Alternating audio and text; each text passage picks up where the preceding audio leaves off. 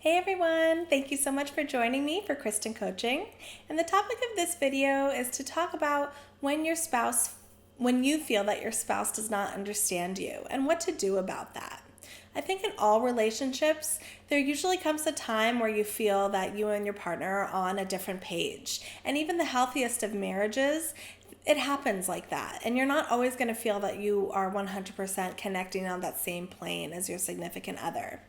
I think what's most important is that when you get off of the same wavelength than your significant other, you want to take action now and do what you can now to get back on that same page. Because sometimes when we are off and we're on different levels, well, sometimes people can go in different directions mentally, emotionally, spiritually. So we got to make sure that we get back on that same plane of understanding and connection and communication.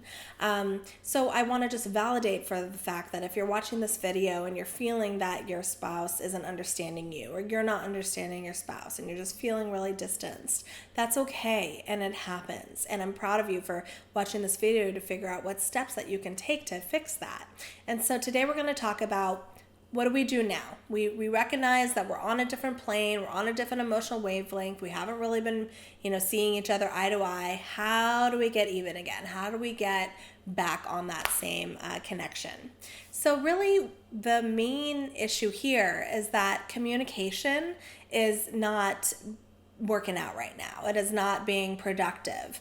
The way you guys are communicating, either one of you is not seeing the other person's point of view, or both, vice versa.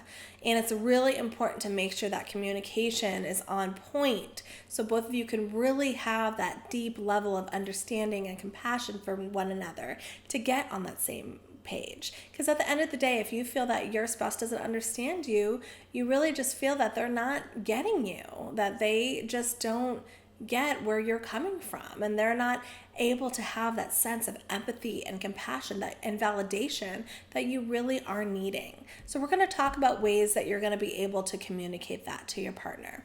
I think the most important thing is to make sure that when you are ready to have this conversation about wanting to get back on the same page, that you're really talking about this more on a deeper level.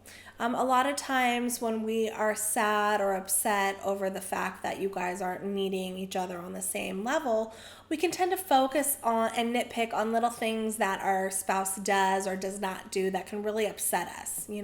For example, if you say, it really upset me that you didn't come home when you said you would. You lied to me, that kind of thing. And you told me that you were going to be home at a certain time. Okay, yes, you're focusing on the trigger that really got you upset, but deep down you're not saying to your significant other, I felt hurt when you did not come home at the time you said you were going to. I really valued the time that you told me, and I was looking forward to you coming home, and you didn't, and I felt alone and lonely, and it was really hard for me to experience that. And it feels that when you say something and you don't follow through, also trust tends to break down on my end, and I don't want that to happen. How can we fix that?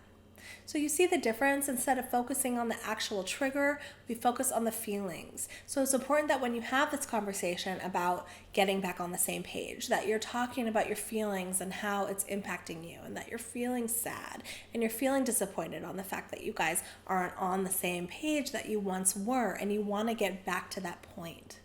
Also, it's crucial that if you're feeling angry at any point in this conversation and you notice that your voice tends to get raised, or your heart is beating fast and you're getting triggered emotionally and you tend to get angry. If you're feeling angry, take some space, remove yourself. I need a minute. Tell your partner, I need a minute. I need a few minutes just to relax and refocus.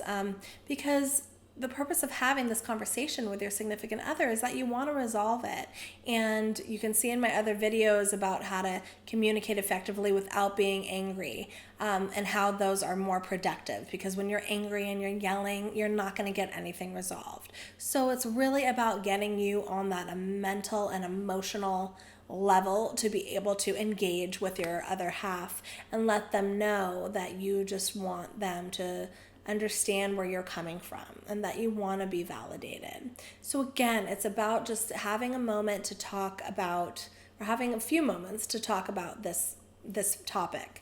And also, if you bring this up with your significant other, you want it to be during a time that they're available to talk. Don't do it during a time where they're busy or they're working on something else. It has to be a moment where both of you are available, both of you have time to spare, so both of you can have a really important conversation. And if you need to schedule a time, and say, hey honey, I really want to talk to you, it's about something important. Are we able to, schedule a time between 8 and 9 this evening to discuss it, or maybe tomorrow morning before work? And that way you can allot some time to do that.